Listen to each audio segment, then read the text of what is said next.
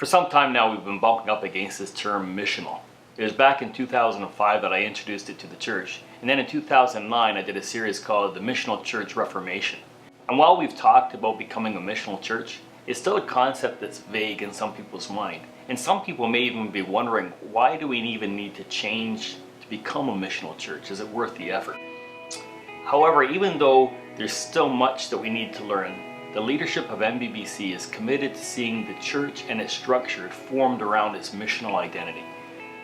To this end, I thought it'd be a good idea to produce a series of short videos to communicate concepts around the missional church and help us to keep thinking about how to continue to shift towards this missional reality that's begun. One of the leading missiologists of the past century, David Bosch, once made the observation that over the past half century, there has been a subtle but decisive shift towards understanding that the mission is God's mission. In preceding centuries, mission was understood in all kinds of different ways. For some, the mission was primarily about helping people get saved from eternal damnation by any means possible, sometimes even if those means were unethical or manipulative. For others, it was understood in a more cultural sense, in which people from the East or South would be introduced to the Christian West and receive the benefits of their knowledge and expertise.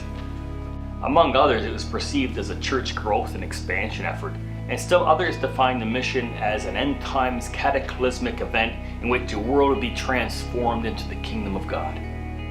Bosch clarifies the shift in understanding with regards to the mission. He says, in the new image, mission is not primarily an activity of the church, but an attribute of God. God is a missionary God. Mission is thereby seen as a movement from God to the world. The church is viewed as an instrument for that mission.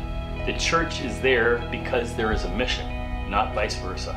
In other words, God's mission is our mission. The word mission comes from the Latin missio, which means sending.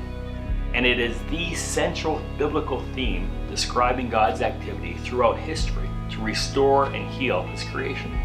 Our God is a missionary God who sends a missionary church.